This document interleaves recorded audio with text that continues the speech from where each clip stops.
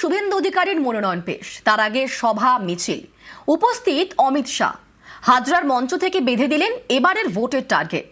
বিজেপির পাখির চোখ 170।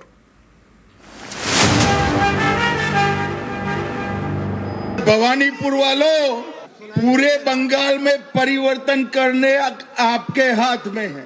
एक एक सीट कर जीतेंगे, 170 सीट तक जाएंगे, तब परिवर्तन होगा, ठीक है ना? अब की बार 21 স্লোগান ছিল अब की बार 200 पार। শেষমেশ 77টি আসনে যেতে বিজেপি। 26-এ বিজেপির টার্গেট কি?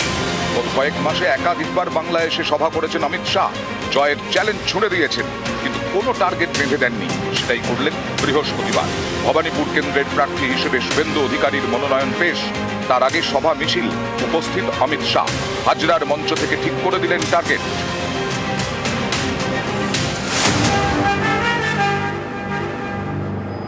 भवानीपुर वालों, पूरे बंगाल में परिवर्तन करने आपके हाथ में है।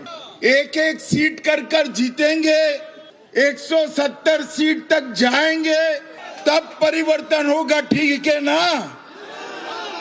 मगर मेरे पास एक शॉर्टकट है। अगर भवानीपुर वाले एक ही सीट जिता दे तो परिवर्तन अपने आप हो जाएगा।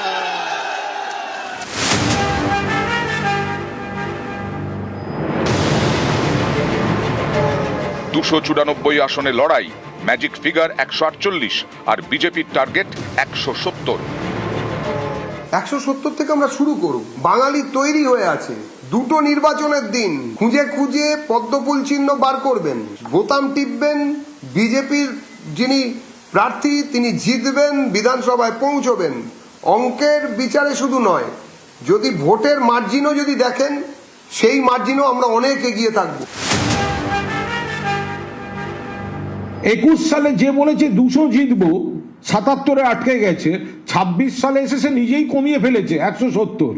নিশ্চিত পরাজয় বুঝে গেছেন। মুখ রক্ষায় এই ধরনের এখন এখানে প্ররোচনামূলক কথা বলে বেড়াচ্ছেন এবং সমস্ত রকম নগ্নাদ দিয়ে কাজ করছেন। ভবানীপুর হেভিওয়েট বিধানসভা কেন্দ্র, তৃণমূলের দুর্গ, প্রার্থী মমতা বন্দ্যোপাধ্যায়। এই আসনে বিজেপির বাজি শুভেন্দু অধিকারী।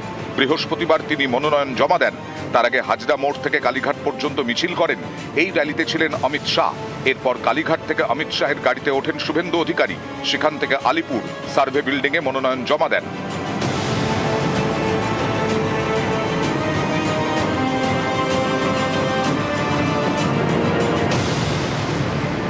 शुभेंदुदा हमारे नंदीग्राम से लड़ना चाहते थे। मैंने शुभेंदुदा को कहा था कि सिर्फ नंदीग्राम नहीं, ममता के घर में जाकर उसको हराना।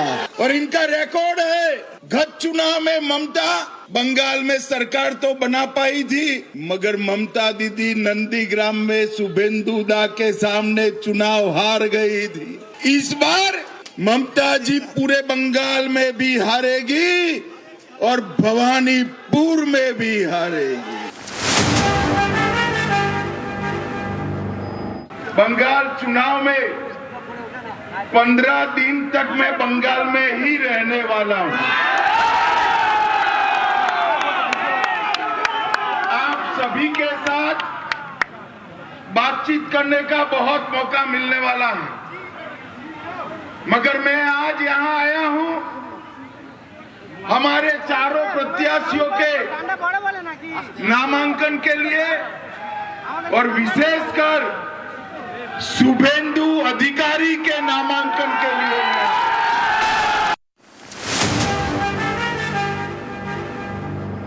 चुनाव के पहले ही करीब करीब समग्र बंगाल का मेरा दौरा हुआ है।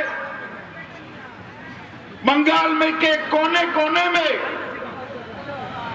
कलकत्ता जाइए, दुर्गापुर जाइए, उत्तर बंगाल जाइए, हर जगह पे एक ही आवाज है, ये सरकार को बदल दो, ममता बनर्जी को बाय बाय टाटा कर दो। पूरे बंगाल की जनता मांग कर रही है कि महान पश्चिम बंगाल के अंदर अब परिवर्तन होना चाहिए। मोदी जी के नेतृत्व में यहाँ भारतीय जनता पार्टी की सरकार बननी चाहिए। पश्चिम बंगाल की बॉर्डर को सील कर कर पश्चिम बंगाल और देश भर से घुसपैठियों को चुन चुन कर देश के बाहर निकालना चाहिए। कवि गुरु की कल्पना का सोनार बांग्ला बनाना चाहिए। इसलिए पूरे बंगाल की जनता परिवर्तन के लिए तत्पर बैठी है, तैयार बैठी। जहां जाते वहां कहते हैं 5 मई को भाजपा सरकार आने वाली है।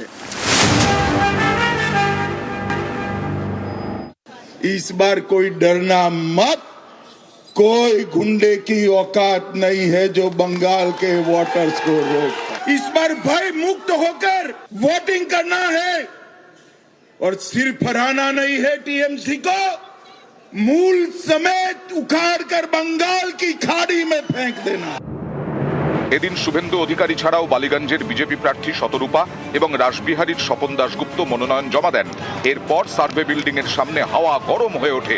মুখোমুখি তৃণমূল বিজেপি, চলে স্লোগান, পাল্টা স্লোগান। নিউজ 18 বাংলা।